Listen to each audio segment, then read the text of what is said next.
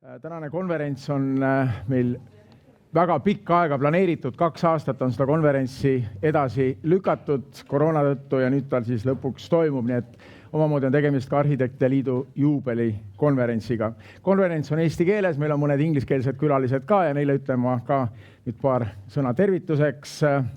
Welcome to our conference. The topic today is Green Challenges in Spatial Practice. The conference will be in Estonian. I know we have some guests and speakers who don't speak Estonian, so hopefully you can get some translation for the speeches that will follow now. So let's turn back to Estonian. Ja ma arvan, et kõige parem on alustada kohe sisust. Seepärast ilma pikema sissejuhatuseta palun siia Andro Männi, Arhitektide Liidu presidendi, kes teeb avasõnad.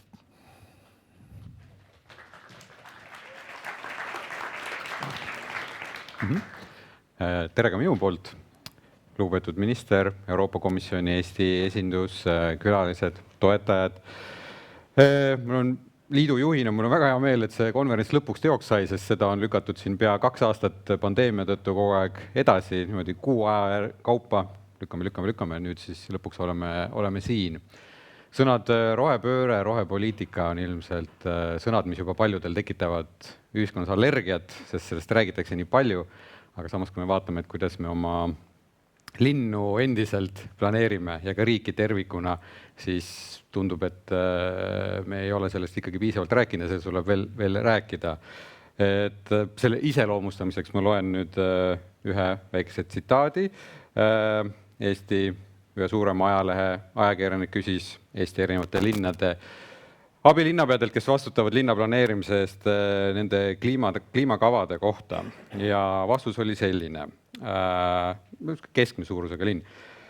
Et ei, neil ei ole seda ja praegu ei plaanita ka sellist dokumenti koostada. Tema sõnul on kuumade ilmadega olnud siiamaani kõige suurem, kõige problemaatilisem, et asfalt sulab. Selleks on linna asfalteid liivatanud ja katnud peene killustikuga. Ehk tegu on inimesega, kes vastutab linna planeerimise eest ja see nagu näitab seda tegelikult ühiskonna nagu aru saama, et see ikkagi see kliimatemaatika ei ole meile väga kohale jõudnud ja samamoodi ei ole kohale jõudnud ka tegelikult ikkagi see, mida endast tegelikult tähendab kogu see rohepööre, rohepoliitika, kogu see tervik, et me ei näe tegelikult seda konkurentsieelist, mis meil on võimalik saada ja tegelikult seda vajadust, et me peame ennast muutma. Ja selle tõttu ongi täna siin see konverents, et tilga aval ikkagi seda teemat tilgutada ja seda teadmist kasvatada. Aitäh!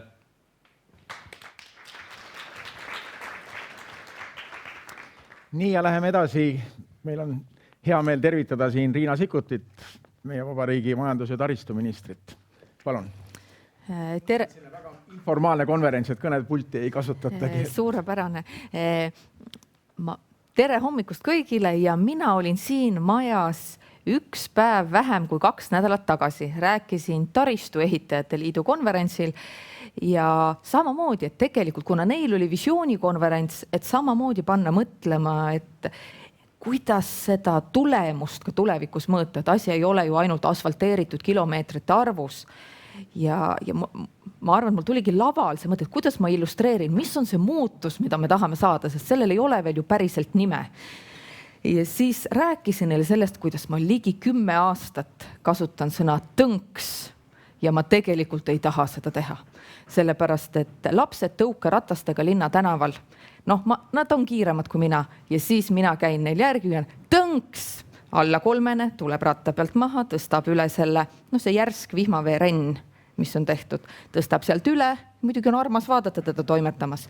Aga vanemad siis võtavad lihtsalt maha ja lähevad sellest rennist ettevaatlikult üle. Kui mina ei hüüa tõnks, siis vähemalt kõige väiksem on ninali. Ja seda on ka juhtunud. Ja see on see, mida ma ei taha. See ei ole normaalne, et sa peaks linnas liikuma ja valvama, et midagi ei juhtuks tingimata. Ohutus on ka tähtis, aga ehk on võimalik seda kuidagi teistmoodi teha, kui eesti keele sõnavara täiendades, et lastele hoo pealt midagi hüüda, et plaastri kasutust jälle vähendada.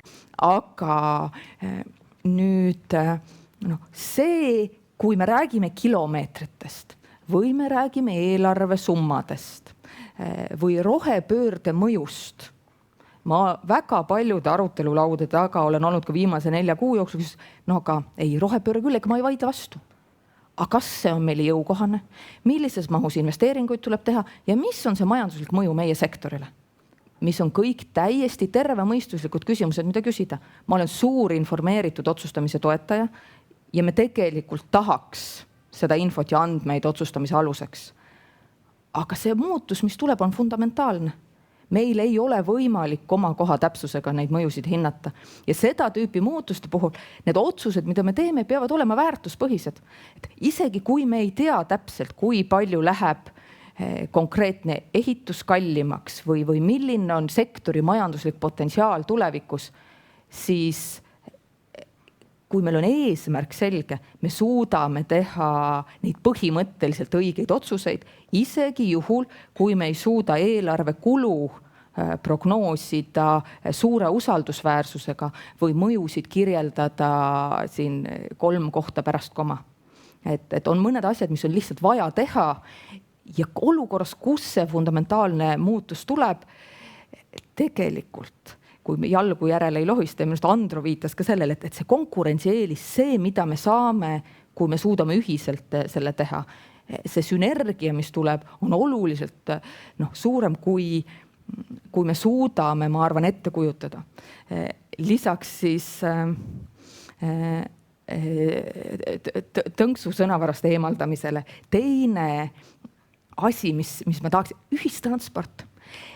Kui me räägime dotatsioonist, ega meil mitte midagi siin ilma riigi toeta ei liigu, asustustihedus on nii väike, siis see ei tähenda ju liinikilomeetreid või mitu inimest meil bussis on.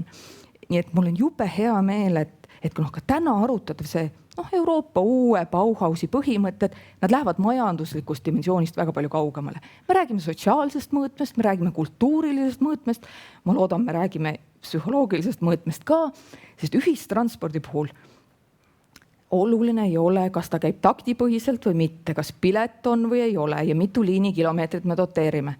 Sest see kasu, kui enamik meist liigub ühistranspordiga, ma arvan, on ühiskonnale selline, mida me praegu ei suuda veel ära kirjeldada. Et sotsiaalsed rühmad, kellega sa bussis kokku puutud, on ilmselt sellised, keda sa ei näe konverentsil, töökohas, oma suguvõsas või perekonnas. See, mil määral seob meid ühe bussi peale jooksmine või kirumine, et midagi jäi hiljaks või ruumi tegemine kellelegi, kes lapsevankri või ratastooliga peab bussi mahtuma. Need on need efektid, mida ükskõik millises mõjuhinnangus me ei suuda kirjeldada ja me tegelikult ei ole veel isegi aru saanud, et me peaksime kirjeldama. Nii et mina soovin teile küll, kes te nüüd juba mõistate, et asi on rohkem kui rahas või majanduslikus dimensioonis, täna väga huvitavaid, sisukaid ettekandeid ja arutelusid, et me tegelikult, siin ei ole pealkirjana, et me tegelikult jõuaksime selle mõtestamiseni, mida see rohepööre meie jaoks tähendab, mida ta peaks tähendama ja miks me kõik üheskoos selle nimel peame pingutama. Nii et jõudu teile! Aitäh!